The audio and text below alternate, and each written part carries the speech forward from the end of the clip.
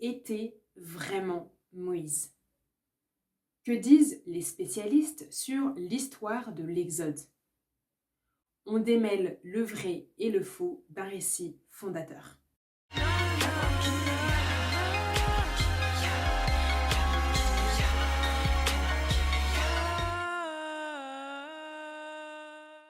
L'Happy à la famille, on se retrouve pour la deuxième partie de la lecture finie sur Moïse en version originale de Thomas Romer.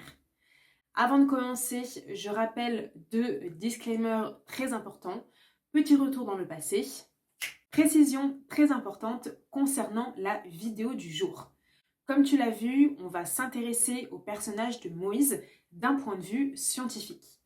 Et même si l'ouvrage analyse le livre de l'Exode de la Bible hébraïque, le récit du peuple hébreu en Égypte antique est commun aux trois religions abrahamiques.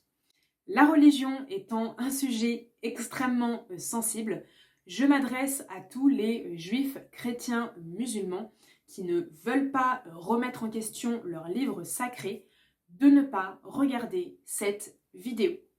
Point barre. Ceci étant dit, je sais qu'il y a certaines de ces personnes qui ne m'écouteront pas et qui ne pourront pas s'empêcher d'essayer de contredire l'auteur en commentaire. Oui, parce que je rappelle que ce ne sont pas mes recherches, mais bien celles d'un spécialiste largement reconnu.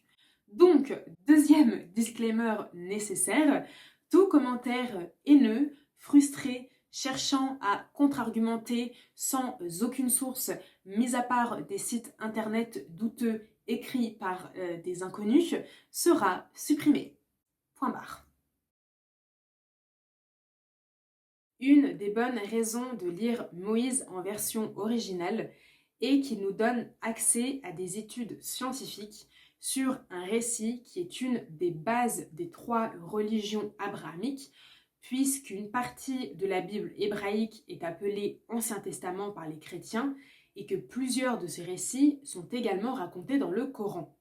Point important, Thomas Romer maîtrise notamment l'hébreu, ce qui lui permet de travailler à partir du texte original et non de traductions qui datent de plusieurs siècles et qui ne sont pas forcément les plus correctes. Le livre offre donc une critique historique, archéologique, linguistique des récits de l'Exode. Et Thomas Romer nous explique dès le début de l'ouvrage que aucun document de l'époque, aucune trace archéologique démontre l'historicité du récit de l'Exode. Évidemment, ce n'est pas le seul, tous les spécialistes sont formels. L'Exode, tel qu'il est relaté dans la Bible, n'est nullement attesté par les documents égyptiens. La première mention d'Israël se retrouve dans un document égyptien de la fin du XIIIe siècle avant notre ère, la stèle de Merneptah. La mention du nom d'Israël sur cette stèle ne présuppose nullement un exode ni une émigration de ce groupe du pays d'Égypte. Rien n'est dit d'une provenance en dehors de la Palestine. Alors Moïse, pour nous, c'est l'Exode, et puis autour de l'Exode, on a tout un imaginaire, Cecil B. DeMille, Charlton Heston, etc., qui guident le peuple vers la liberté. Alors aujourd'hui, dans une perspective un peu plus historique, scientifique, que sait-on de cet épisode qui est quand même fondateur dans le Premier Testament ? Alors au niveau de l'archéologie, on ne sait pas grand-chose. À vrai dire, on n'a pas de traces, on n'a pas de vestiges archéologiques de Moïse, il n'est pas mentionné dans des textes en dehors de la Bible, l'épisode lui-même n'apparaît pas dans des textes en dehors de la Bible. Ce qu'on peut dire, cela dit, c'est qu'on a un certain nombre d'éléments qui nous permettent de comprendre ce qui se passe à l'époque. La question du pouvoir du pharaon, la question... L'époque, vous pouvez nous dire... C'est le bronze, ce qu'on appelle le bronze récent, on va dire entre 1500 et 1200 avant notre ère. D'accord. À peu près. Voilà. Donc c'est il y a grosso modo 3000 ans, un peu plus entre 3000 et 3500 ans. Ce qu'on sait, c'est que c'est une époque où précisément il y a des migrations de populations sémites qui viennent en Égypte, qui s'installent en Égypte. On sait à cette époque-là qu'il y a aussi un problème avec des razzias de populations qu'on appelle les Apirou, ou qui pourraient être les Hébreux, c'est-à-dire le même terme. Donc ça veut dire que le terme hébreu pourrait exister à l'époque, ça veut dire qu'il pourrait y avoir effectivement des mouvements de population, des gens qui viennent en Égypte, qui sont sémites et qui viennent pour travailler, alors pas forcément comme esclaves, donc comme le texte biblique le dit, mais en tout cas comme des ouvriers. On sait aussi à l'époque qu'on a la première première mention sur une stèle du terme Israël, comme un peuple et non comme une nation, comme un pays. Bien que la quête de l'historicité puisse être passionnante, il ne faut pas oublier que ce n'est pas la fuite d'un petit groupe de nomades ou de marginaux qui est constitutive du judaïsme, mais la construction du récit tel qu'il se trouve dans le livre de l'Exode et qui reflète autant la confrontation avec le pouvoir assyrien comme nous allons le voir. D'ailleurs, le récit biblique montre lui-même qu'il ne veut être compris comme un récit historique, mais davantage comme un récit théologique. Le pharaon ne porte pas de nom, la situation en Égypte demeure peu précise. Le récit de l'Exode n'est donc pas historique, il est le résultat d'une mémo-histoire selon Yann Assmann. On sait donc maintenant que le récit de l'Exode n'est pas historique, mais bien mythique, et que le texte final est le résultat d'une combinaison de plusieurs récits ajoutés, modifiés, inspirés d'autres légendes. Et tout ça conduit à de nombreuses incohérences que Romer relève tout au long de l'ouvrage. Je t'en cite quelques-uns. Dans les livres de la Genèse et de l'Exode, il est indiqué que les Hébreux sont restés 400 ou 430 ans en dite Égypte antique. Pourtant, il est aussi précisé que l'ensemble de ce séjour s'est déroulé sous le règne de 3 pharaons uniquement. Autre incohérence, à leur entrée en Égypte, les Hébreux étaient 70 sans compter les épouses, merci le patriarcat. 400 ans plus tard, à la sortie de l'Égypte, le livre de l'Exode indique que le peuple était au nombre de 600 000 hommes. Pour finir, on revient comme promis à l'extrait qui précède le choix du nom de Moïse par la fille de Pharaon. Un homme de la maison de Lévi s'en alla et prit une certaine fille de Lévi. La femme devint enceinte, elle enfanta un fils et elle le vit, il était beau. Elle le cacha pendant 3 mois. Lorsqu'elle ne pouvait plus le cacher, elle prit pour lui une caisse de papyrus, elle l'enduisit de bitume et de poix. Elle y mit l'enfant, puis elle la mit dans les joncs près du bord du Nil. Sa sœur se plaça au loin pour savoir ce qui lui serait fait. La fille du pharaon descendit pour se laver dans le Nil et ses suivantes marchaient le long du Nil. Alors elle vit la caisse au milieu des joncs et elle envoya sa servante. Elle la saisit et l'ouvrit. Elle le regarda, lui l'enfant, et voici c'était un garçon qui pleurait. Elle eut pitié de lui et dit « Celui-ci est un des enfants des Hébreux ». Petite parenthèse qui m'a un peu choquée à la lecture, Thomas Romer explique que le verbe pris pour désigner la relation entre l'homme et la mère de Moïse signifie qu'il s'agit certainement d'un viol. Je pose ça là. Il y a en vérité de nombreuses contradictions dans cet extrait. Tu en as peut-être déjà relevé quelques-unes. Pour cette vidéo, on va se concentrer sur un fait culturel probable. Je cite Romer. L'idée de se baigner dans le Nil est un peu étonnante. Selon Hérodote, les prêtres égyptiens étaient des fanatiques de la propreté. Ils se lavent 2 fois par jour dans de l'eau froide et autant de fois toutes les nuits. On s'attendrait plutôt à ce que la fille du pharaon profite des facilités du palais pour se laver, mais il s'agit ici d'un trait narratif nécessaire, puisque l'enfant exposé dans le Nil doit être trouvé par la princesse égyptienne, qui elle non plus ne porte pas de nom. Une troisième très bonne raison de lire Moïse en version originale est que Romer analyse les différentes théories qui tentent de relier Moïse à des personnages historiques avérés. Avant de développer tout ça, je te propose rapidement de t'abonner, d'activer la cloche si ce n'est pas déjà fait, de mettre un j'aime pour soutenir mon travail et on se retrouve juste après ça. La théorie la plus diffusée sur la véritable identité de Moïse prétend que ce serait en fait Akhenaton, ce pharaon étant présenté par les eurocentristes comme l'inventeur du monothéisme. Je ne vais pas revenir sur le sujet, j'en ai déjà parlé plusieurs fois. Je te mets des liens en barre d'infos si tu veux en savoir plus. Pour ce qui est de la relation entre Moïse et Akhenaton, je cite Romer. Le roi Akhenaton, Amenophis IV, 1344-1328, est souvent considéré comme l'inventeur du monothéisme. Et puisque les textes bibliques font de Moïse le fondateur de la religion du Dieu unique, un rapprochement entre les deux figures paraît tentant.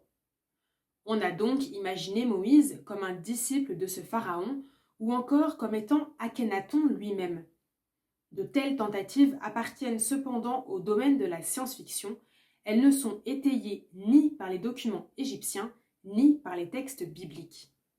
L'association des deux figures a cependant une préhistoire qui remonte au prêtre et historien Manéthon qui a vécu au IIIe siècle avant notre ère.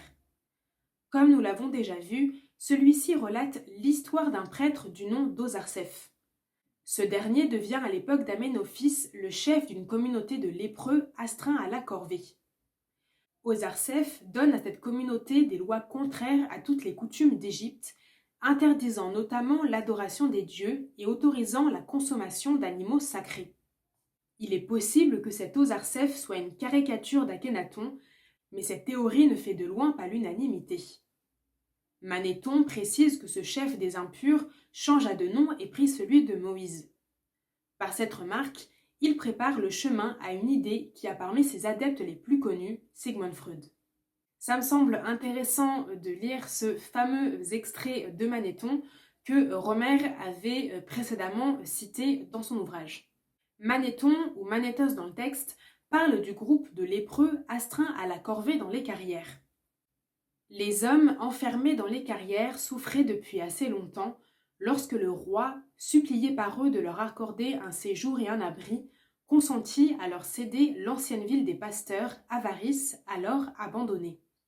Cette ville, d'après la tradition théologique, est consacrée depuis l'origine à Typhon. Ils y allèrent et faisant de ces lieux la base d'opération d'une révolte, ils prirent pour chef un des prêtres d'Héliopolis nommé Osarseph et lui jurèrent d'obéir à tous ses ordres. Il leur prescrivit pour première loi de ne point adorer de Dieu, de ne s'abstenir de la chair d'aucun des animaux que la loi divine rend le plus sacré en Égypte, de les immoler tous, de les consommer et de ne s'unir qu'à des hommes liés par le même serment.